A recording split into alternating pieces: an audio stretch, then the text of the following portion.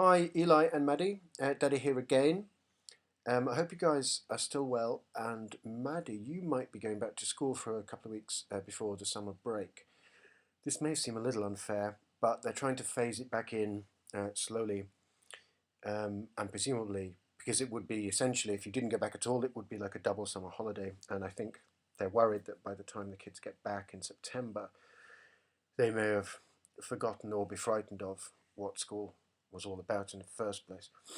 So anyway, while my day job with the kids is going really, really well, today was supposed to be the first actual social occasion for me since lockdown. Obviously, a properly socially distanced social occasion, I should say. In fact, it was a friend's barbecue. Five of us were supposed to be going, so not a big gathering. We would all have face masks and stand appropriately far apart. But unfortunately, unseasonable winds put paid to that. I don't know if you can see.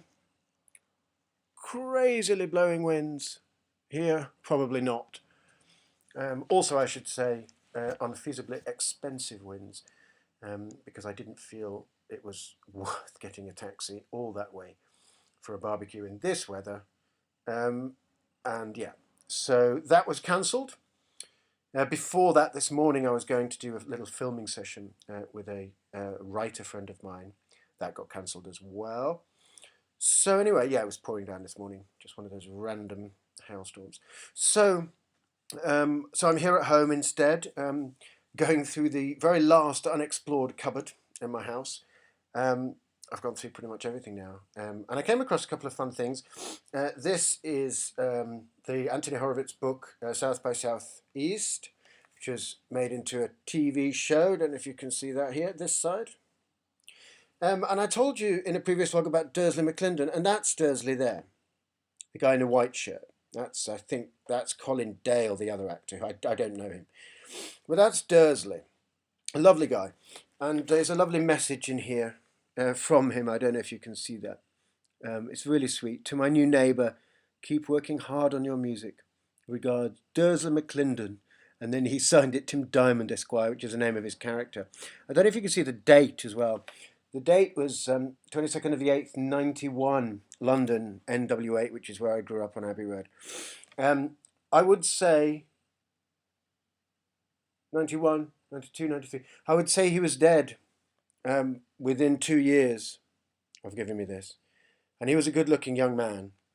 I was very sad. So I'll always keep this. He was such a lovely chap. And of course, I told you in previous vlog, his boyfriend was the now famous pop star Mario Frangulis. Anyway, sticking on the book writing front, I came across also the London collection, which is one of those hilarious sort of, what do they call them? They call them kind of almanacs, I think they call them, which get kind of a cornucopia of fun facts about lots of different things. And this says, "Hi, Ezra, old chap. A man who is tired of London should probably have a bit of a lie down. Between hard covers at last." This was important because the area is divided into all these different areas of London.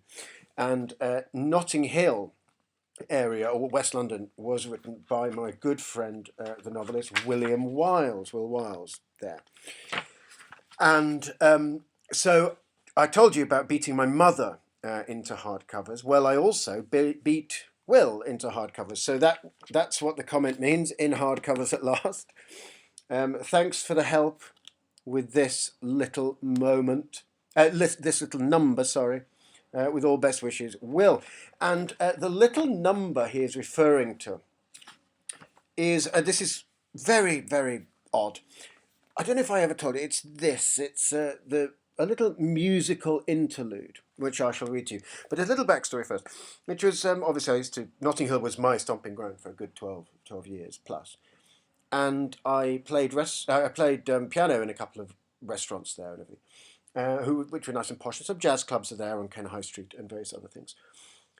Anyway, one day I was walking with my good friend Lenny down Kensington High Street, and just happened to look in the window of the McDonald's there.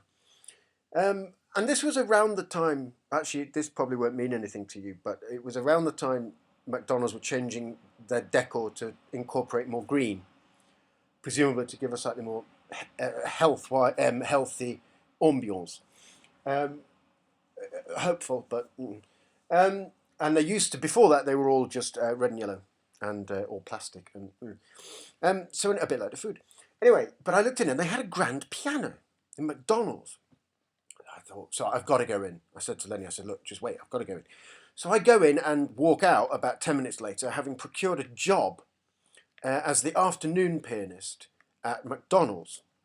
They already had an evening pianist, so I was the afternoon pianist. So I can officially say that I have worked at McDonald's as a pianist.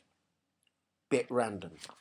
So the musical interlude here, it goes, a musical interlude, requests received by the evening pianist in the, sorry, that I was the evening pianist, the other guy was the afternoon pianist. I got that wrong, I forgot that.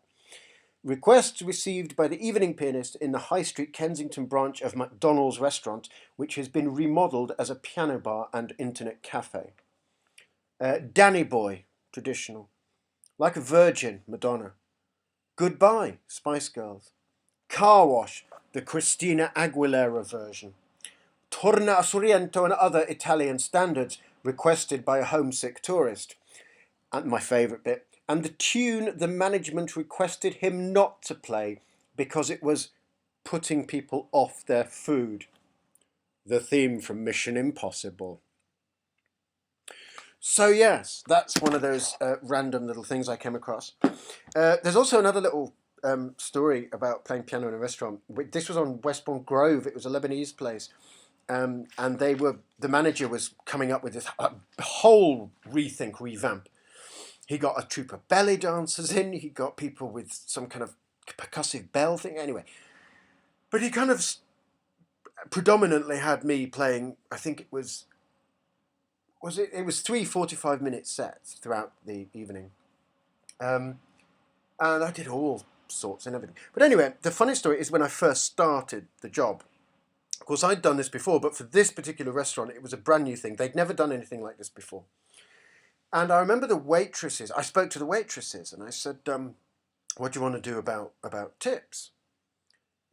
Because the normal etiquette is to everyone puts the tips in one thing and it's split between everyone equal at the end of the night.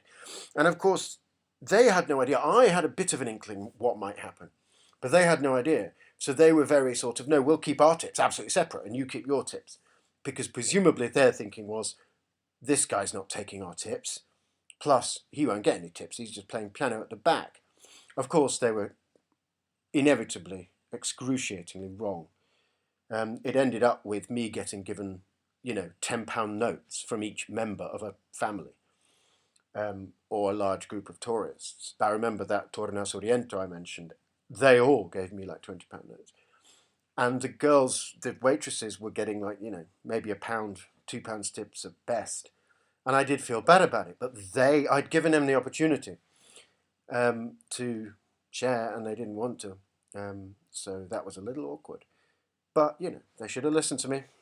Story of my life. Anyway, Daddy loves you always and more tomorrow. Speak soon. Mwah.